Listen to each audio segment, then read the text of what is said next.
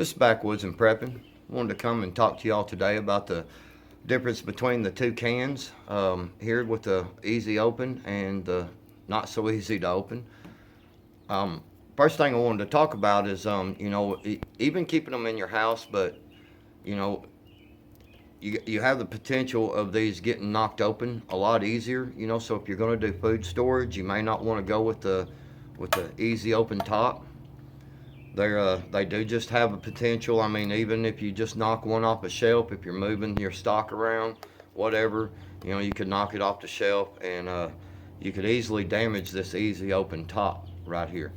The other kind, it takes a lot more, and obviously if you dent it, you knock it off there, you want to go ahead and rotate that to the front and let that be one of the first things you eat.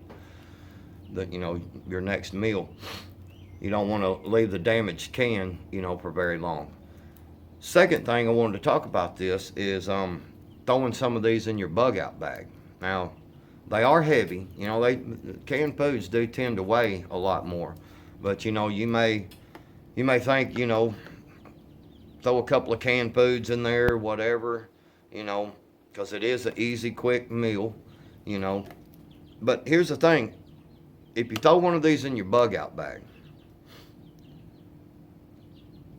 if you're going to, let's throw this kind in there, okay? The one that takes a can opener to open it, because again, the thing about it is this thing could get damaged, okay, and it could start leaking out into your bug out bag.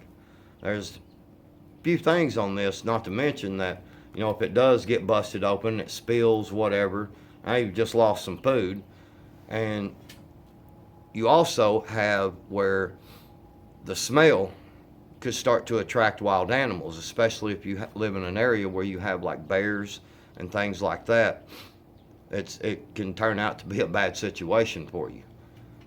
Third thing is, when you do, if it does get busted open and you're digging down in there, you're trying to figure out what the crap, why did my, you know, you could get your finger caught, and it could cut your finger depending on how it goes across, the lid or the inside of the can.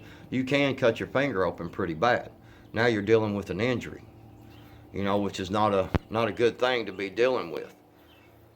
And the other thing about it is if you do spill something out, because you had an easy open can because you thought it'd be just a lot easier. Now you've got this food all down in your stuff, and what you want to do is you're going to have to pull everything out, and you're going to have to clean it properly.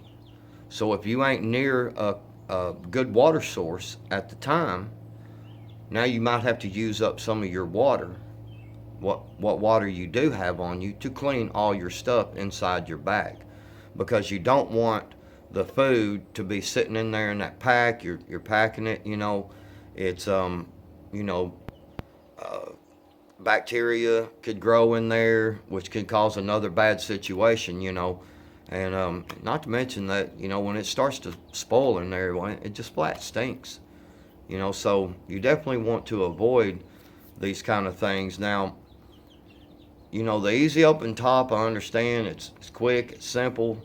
I don't think the durability, of carrying it around in a bag, things happen, trip and fall, you fall, just whatever. There is a possibility that can get busted open a whole lot easier than this one. So, all you got to do is, now I bought this one, and they make it's basically an army style. It's they make a one called a P38 and one called a P51, I think it is. I think this one is designed off the P51 because it's a lot bigger. I remember having a P38 a long time ago, and it was real small, it seemed like. But basically, it's just, you can get these at the military surplus. You can also get these in any camping section, the Wally Worlds and the Academy Sports and whatever. You can pretty much get these any camping section, okay? And, I don't want to open this can because I've had supper and I'm not really in the mood to have any ranch style beans in the next day or two, but who knows, maybe I might have some tomorrow. Ranch style beans does sound good, especially you pour them out, man, have a big old steak, and man. Okay, anyway, so you just take this, and it's got a little lip. Oh, let me go to the right way of the camera. It's got that little lip right there, and you're just basically going to hook that little lip on there, and you're just going to apply pressure with your thumb here and pull back with your fingers, and you're just going to work the can. And a lot of people may try to reset it, but if you'll just kind of work it and just keep, start spinning your can while you're working that thing, what you'll do is you'll go ahead and you'll open this can up, and then you got you a can of food. So these are just some things I wanted to come and talk to you about, on any kind of consideration at all that you might carry 2 or 3 canned foods in your bug out bag. Like I said, they do weigh a lot more, but if that's all you got, that's all you got. Not everybody can afford to buy a $6 bag of food, to stick in your bug out bag, the freeze dried stuff. So that's all I got for today, and I hope everyone has a wonderful, blessed day, and God bless you and God bless America. And just remember that. Did you hear that?